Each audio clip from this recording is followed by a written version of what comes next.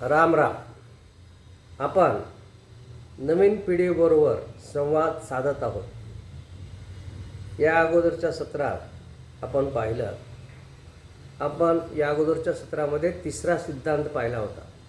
तो तिसरा सिद्धांत असा होता, शाळेतील मुलांना किंवा कॉलेजमधील मुलांना अति सुखसोयी दिल्या की ते दुबळे होतात आणि प्रतिकूल परिस्थिती आली की कोलमंडून पडतात. म्हणून शिक्षण होईपर्यंत, कमीत कमी शिक्षण होईपर्यंत तरी अतिसुख राहू नये.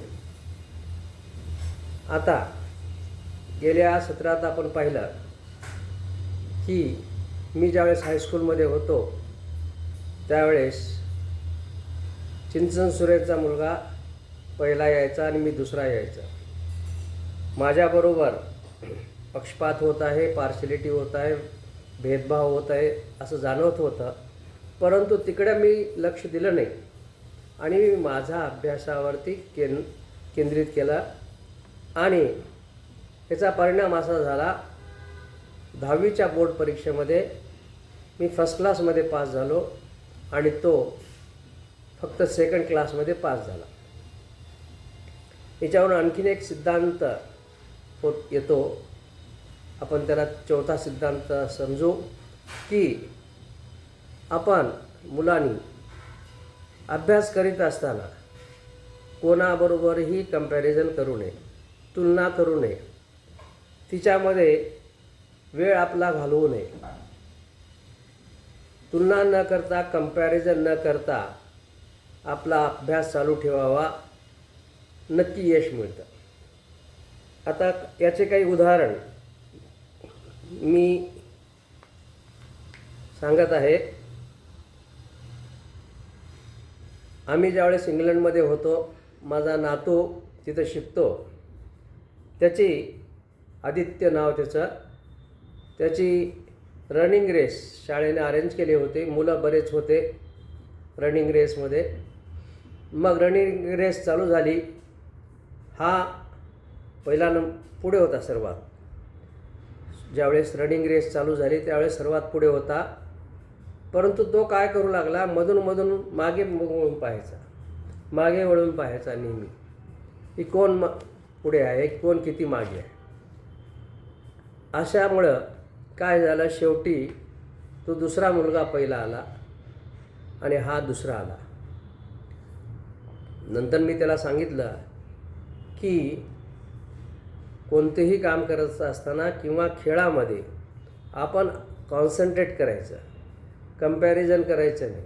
तू प्रत्येक वेळेस मागे वळून पाहत होतास, तेवढा वेळ तरी, short time, may be few seconds, तुझी स्पीड कमी झाली.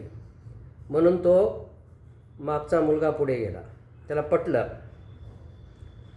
आता काही दिवसापूर्वी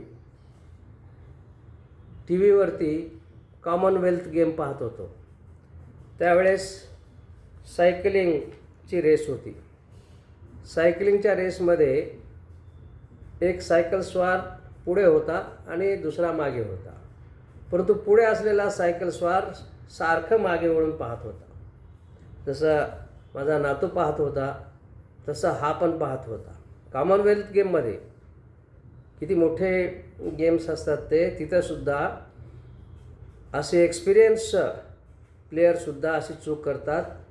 तो मधून मागे वळून पाहत होता. मी टी व्ही पाहत होतो, बघत होतो आणि झालं की शेवटच्या खणी मागचा जो आहे तो पुढे गेला आणि पहिला आला आणि हा दुसरा आला. असे आपल्याला बरेच उदाहरण मिळतील. आणखीन एक उदाहरण देतो हा सिद्धांत पटवून देण्यासाठी. हरण जे आहे ते फार चपळ असतं. ते वाघ आणि सिंहापेक्षा सुद्धा चपळ असतं. परंतु समजा सिंह शिकारीसाठी हरणाच्या मागे लागला तर हरण इतकं पुढे जातं, फार पुढे जातं सिंहाच्या. परंतु काय होतं, थोडा वेळ थांबतं आणि मागे वळून पाहतं की सिंह कुठपर्यंत आला, मग आणि पुढे पळतं. असं होत असताना त्याची स्पीड कमी होते. म्हणजे ॲव्हरेज स्पीड जी म्हणतो आपण ती कमी होते. जरी ती मॅक्सिमम स्पीड असली थोडा वेळ तो थांबतो आणि त्याच्यामुळे स्पीड कमी होते आणि तो मग सिंहाचं भक्ष बनतो. सांगायचा उद्देश हा की आपण सर्व मुलांनी अभ्यास करीत असताना कोणतंही कोणाबरोबरही कंपॅरिझन करू नये. आपली प्रगती, आपला अभ्यास आपण चालू ठेवावा. गायडन्स घ्यावं, म्हणजे जे हुशार मुलं आहेत त्यांच्याकडून गायडन्स घ्यावं किंवा शिक्षकाकडून, लेक्चरर, प्रोफेसरकडनं गायडन्स घ्यावं. पण कंपॅरिझन कधीच करायचं नाही, तिच्यामध्ये वेळ घालवायचा नाही. आता 10वीपर्यंत असताना त्यावेळेस एक पुढची 10वी झाल्यानंतर कोणता सब्जेक्ट घ्यायचा हे ठरवायचं असतं. मग आता 10वीनंतर काय करायचं, पुढे कोणत्या साईडला जायचं? आर्ट घ्यायचं, कॉमर्स घ्यायचं, कस BSc करायचं की इंजिनिअरिंग करायचं की डॉक्टर व्हायचं? मग त्यावेळेस मी ठरवलं होतं की आमच्या गावामध्ये, हासुरी गावामध्ये, माझे 2 चुलत मामा, वामन मामा आणि बलभीम मामा, हे 2 इंजिनियर झाले होते. मग मी त्यांचा आदर्श डोळ्यासमोर ठेवून ठरवलं, म्हणजे हायस्कूलमध्ये असताना, की 10वीनंतर इंजिनियर व्हायचं. मग 10वीची परीक्षा झाली, फर्स्ट क्लास आला. लातूरला गेलो ॲडमिशनला. पुरणमल लाहोटी कॉलेजमध्ये ॲडमिशनसाठी अर्ज केला. आता अर्ज केल्यानंतर लगेच लिस्ट लागत नाही, एक 8-10 दिवस लागतात, 10-15 दिवस. ते वर्ष होतं 1967 जून. मग काही 8 दिवसानंतर लिस्ट लागली. 8 दिवसानंतर लिस्ट लागल्यानंतर पाहिलं, त्या लिस्टमध्ये माझं नावच नाही. मला आश्चर्य वाटलं की असं कसं झालं. मला आणखीन एक शंका आली की बहुतेक माझ्यापेक्षा पण जास्त मार्क असलेले मुलं असतील, म्हणून एका वेळेस माझा नंबर लागला नसेल असं मी समजलो. तरी परंतु म्हटलं की जाऊन आपण प्रिन्सिपलला भेटावं. प्रिन्सिपलला जाऊन भेटलो. प्रिन्सिपलला जाऊन भेटल्यानंतर प्रिन्सिपल म्हणाले, त्यांनी दाखवलं, मी प्रिन्सिपलला दाखवलं की माझे सगळे कागदपत्र, सगळं 10वीचे मार्कशीट वगैरे दाखवली प्रिन्सिपलना. प्रिन्सिपल साहेबांनी ते सगळे कागदपत्र पाहिल्यानंतर त्यांना फार आश्चर्याचा धक्का बसला. तर म्हणे, तुझं ॲडमिशन तर व्हायला पाहिजे, तू फर्स्ट क्लास आलेला आहेस, इथं सेकंड क्लासच्या मुलांनासुद्धा ॲडमिशन मिळत आहे, आता काय करायचं? त्यावेळेस 180 जागा होत्या. मग 180ची लिस्ट लागली होती.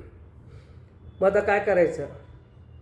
माझी काही चूक नव्हती, परंतु कुठेतरी काहीतरी गडबड झाली होती. मग प्रिन्सिपाल सर काय म्हणाले, असं कर म्हणे, तू दुसरा फॉर्म भरून दे, मी वेटिंग लिस्टमध्ये तुझा पहिला नंबर लावतो.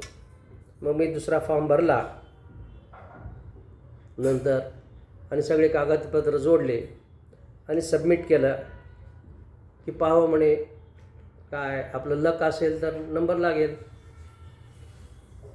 मग आता काय करायचं? समजा यदा कदाचित आपलं दैव जर खोटं असेल तर काय करायचं? मग ॲडमिशन तर मिळणार नाही डिप्लोमाला, मग इंजिनियर तर बनता येणार नाही, करायचं काय?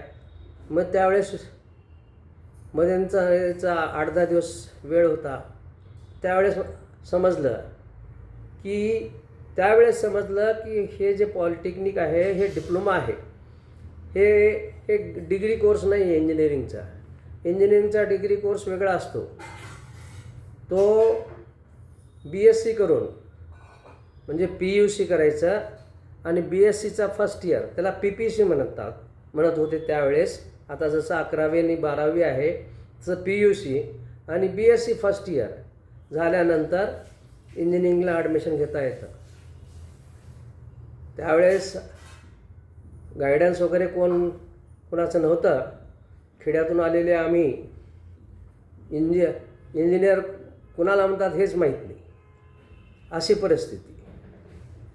आम्ही डिप्लोमानाच आमचे मामा जसे झाले तसे व्हायचं म्हणून आलेलो लातूरला.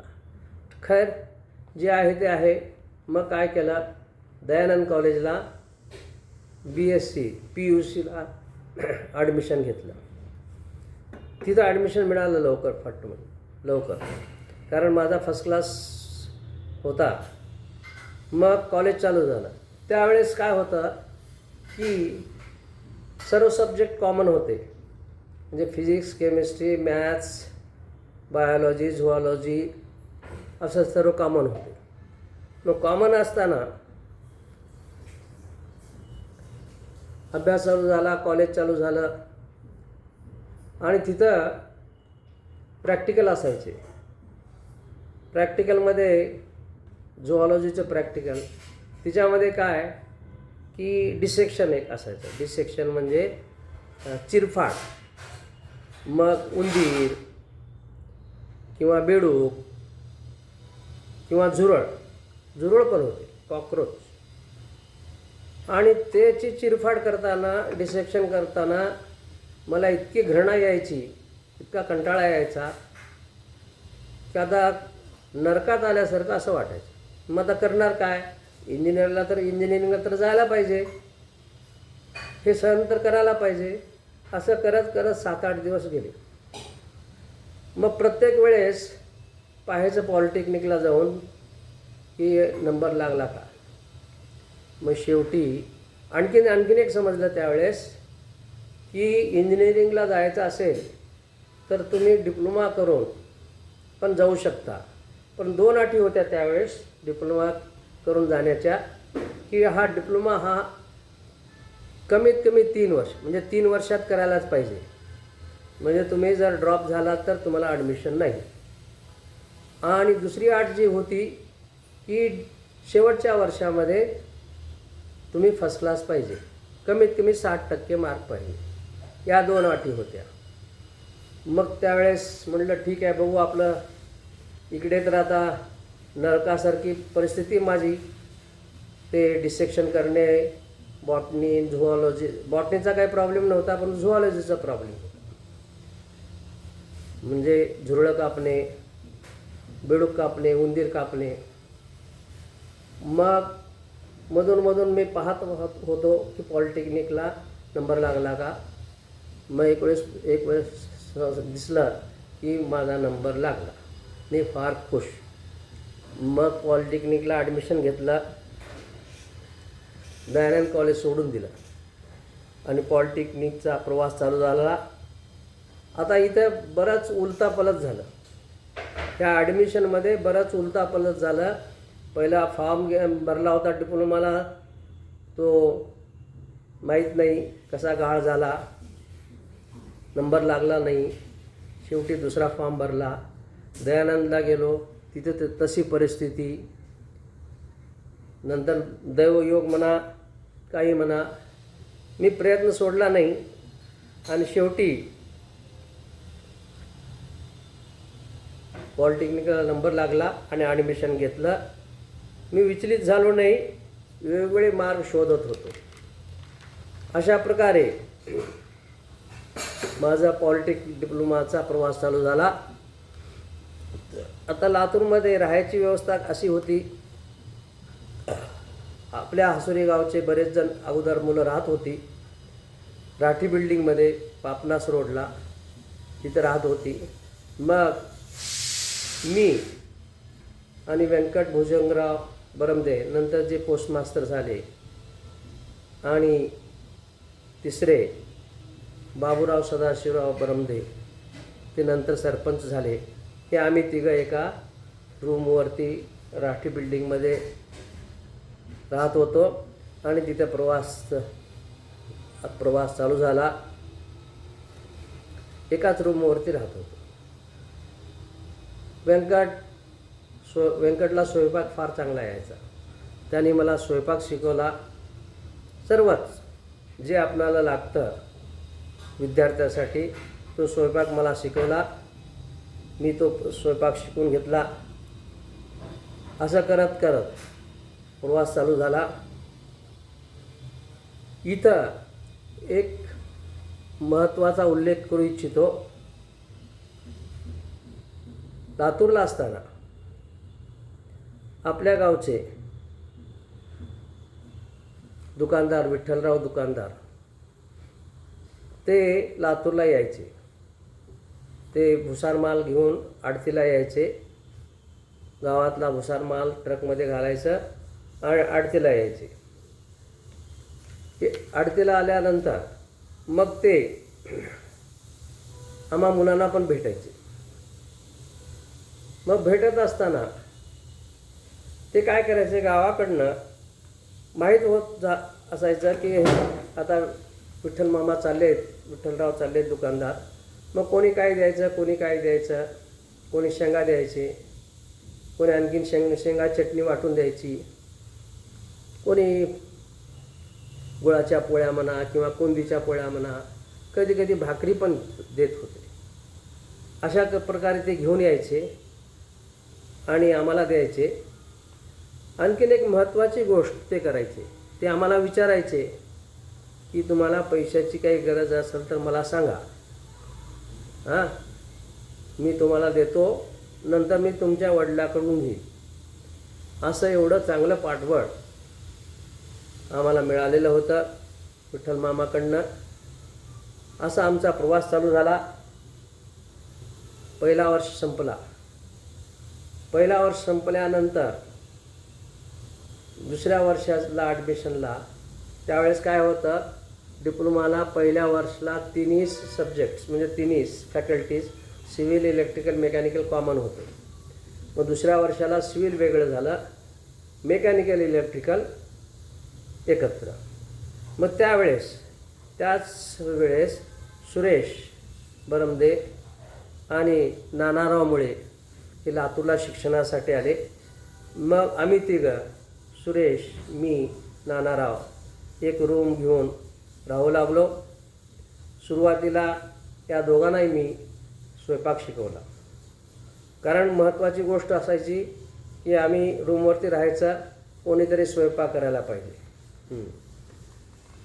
अशा प्रकारे माझा डिप्लोमाचा दुसरा वर्ष चालू झाला. आता आणखीन काही मजेशीर गोष्टी आहेत डिप्लोमा करत असताना, त्या आपण आता पुढच्या सत्रात पाहू. हे सत्र इथेच थांबवतो. ओम नमः शिवाय.